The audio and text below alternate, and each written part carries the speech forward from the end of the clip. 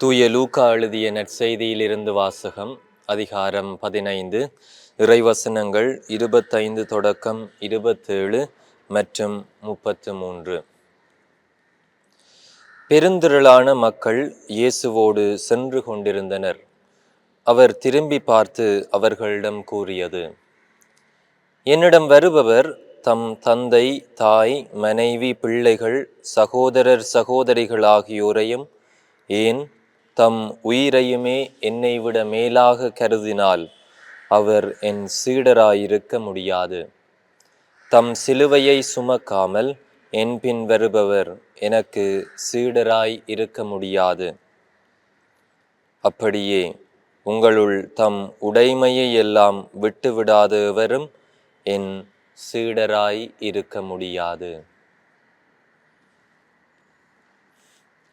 கிறிஸ்து வழங்கும் நற்செய்தி. கிறிஸ்துவே உமக்கு புகழ்.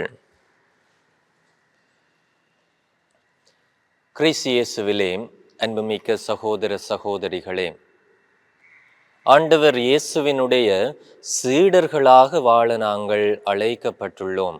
ஆண்டவர் இயேசுவை நாங்கள் பின்தொடர்ந்து செல்ல வேண்டிய மக்களாக வாழ அழைக்கப்பட்டுள்ளோம்.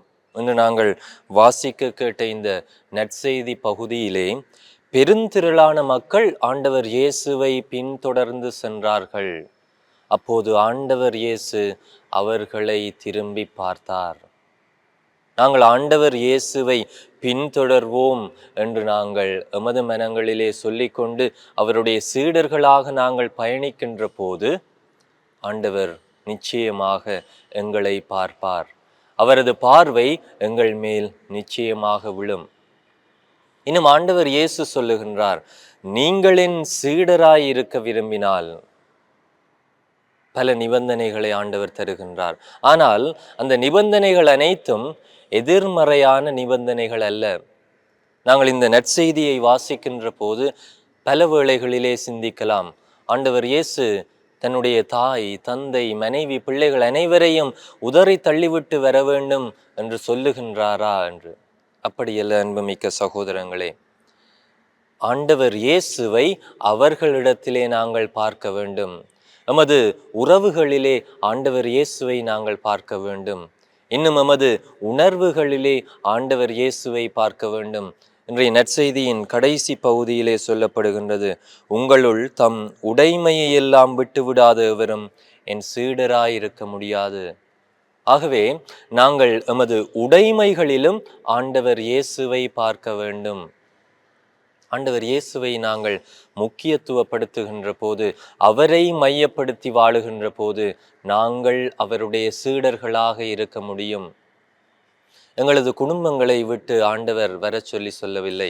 மாறாக எமது குடும்பங்களிலே நாங்கள் வாழுகின்ற இந்த சமுதாயத்திலே ஆண்டவர் இயேசுவை மையப்படுத்தி வாழுகின்ற வாழ்க்கைதான் அவருக்குரிய ஒரு சீடத்துவ வாழ்க்கையாக அமையும் என்று ஆண்டவர் இயேசு என்று எங்களுக்கு சொல்லி நிற்கின்றார். இன்னும் சிறப்பாக ஆண்டவர் இயேசு சொல்லுகின்றார், தம் சிலுவையை சுமக்காமல் என் பின் வருபவர் எனக்கு சீடராய் இருக்க முடியாது. அன்புமிக்க சகோதரங்களே, சிலுவை என்று சொல்லுகின்ற போது பல வேளைகளிலே நாங்கள் நமது வாழ்க்கையிலே வருகின்ற துன்பங்கள், கஷ்டங்கள், சவால்கள், வேதனைகள் அவற்றைத்தான் நாங்கள் எதிர்நோக்குகின்றோம்.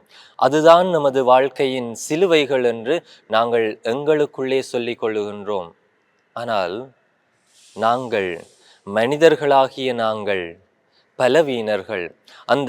நாங்கள் கொண்டிருக்கின்ற அந்த பலவீனங்கள் தான் எங்களுக்கு சிலுவைகளாக மாறுகின்றன.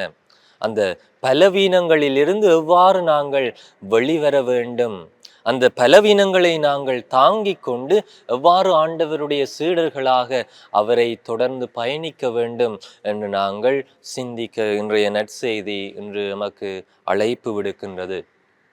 ஒரு முறை ஒருவன் ஆண்டவரிடம் உருக்கமாக மன்றாடுகின்றான். ஒவ்வொரு நாளும் மன்றாடுகின்றான், நான் ஆண்டவரை காண வேண்டும், எனது தேவை ஆண்டவரிடம் சொல்ல வேண்டும் என்று.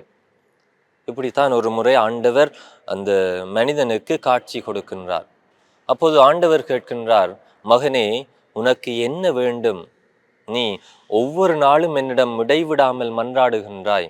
உனது மன்றாட்டை நான் கேட்டுக்கொண்டேன், உன்னிடம் வந்திருக்கின்றேன், உனக்கு என்ன வேண்டும் என்று கேட்கின்ற போது அந்த மனிதன் சொன்னான், ஆண்டவரே, திருமகன் இயேசு கிறிஸ்து எங்களுடைய சிலுவையை தாங்கிக் கொண்டு அவரை பின்பற்றட்டும் என்று சொல்லியிருந்தார்.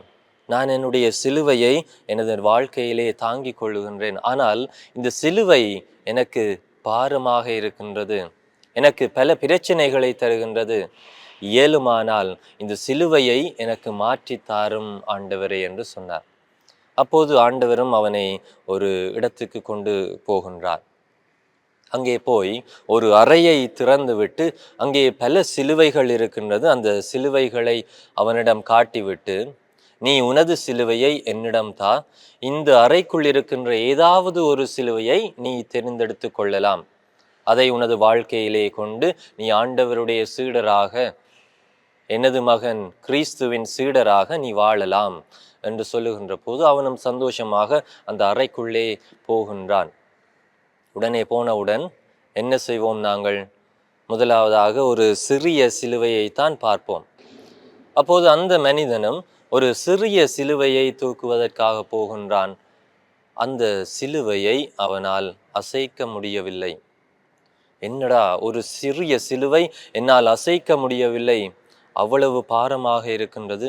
அப்படி என்றால் கொஞ்சம் பெரிய சிலுவைகளாக நான் பார்ப்பேன், அப்போது அதை என்னால் தூக்க முடியும் என்று அவன் அந்த அறைக்குள்ளே இருக்கின்ற எல்லா சிலுவைகளையும் தூக்கி தூக்கி பார்க்கின்றான். அவனுடைய முதல் இருந்த சிலுவையை விட இவை அனைத்தும் பாரமாக இருக்கின்றது. எனவே அவன் என்ன செய்கின்றான் என்றால், கடைசியாக ஏதோ ஒரு மூலையிலே ஒரு சிலுவை இருந்தது, அதை தூக்கி பார்த்தான். அதை தூக்கக்கூடியது போல் இருந்தது. எனவே அதை தூக்கி கொண்டு சந்தோஷமாக வந்தான். ஆண்டவரிடம் வருகின்ற போது ஆண்டவர் சொல்லுகின்றார், உனது சிலுவையை கண்டுபிடித்து விட்டாயா? அப்போது அந்த மனிதன், ஆண்டவரே, இந்த சிலுவையை நான் எனது வாழ்க்கையிலே எடுத்து கொள்ளுகின்றேன் என்று சொல்லுகின்ற போது ஆண்டவர் சிரித்து கொண்டு சொன்னார், மகனே, இந்த சிலுவையை தான் முதலில் நீ எனக்கு தந்தாய். கிறிஸ்து இயேசுவிலே அன்புமிக்க சகோதர சகோதரிகளே, ஆண்டவருக்கு தெரியும் எமது வாழ்க்கையிலே பலவீனத்தோடு நாங்கள் வாழுகின்றோம். மனிதன் பலவீனமானவன், பாவங்களுக்குள்ளே விழக்கூடியவன், துன்பங்கள் கஷ்டங்கள் அவனது வாழ்க்கையிலே வரும்.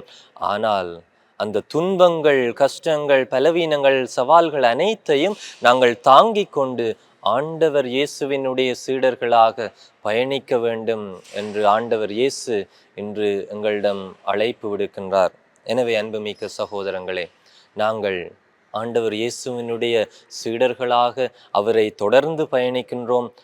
எங்களிடம் இருக்கின்ற சிலுவைகள், பலவீனங்கள், சவால்கள் அனைத்தையும் நாங்கள் தாங்கிக் கொண்டு ஆண்டவர் இயேசு எங்களுக்கு அந்த பலத்தை தருவார், நாங்கள் தொடர்ந்தும் பயணிக்க வேண்டும் என்ற ஒரு மன உறுதியோடு ஆண்டவருடைய சீடர்களாக நாங்கள் தொடர்ந்தும் பயணிப்போம்.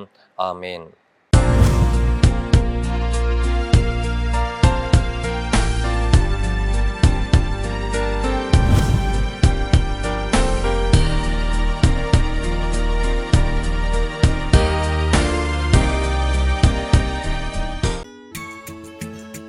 ஹோலி மேடையில் புத்தம்புது நிகழ்ச்சிகளை உடனுக்குடன் பார்த்து மகிழ எமது ஃபேஸ்புக் மற்றும் யூடியூப் பக்கத்தை லைக் செய்யுங்கள்.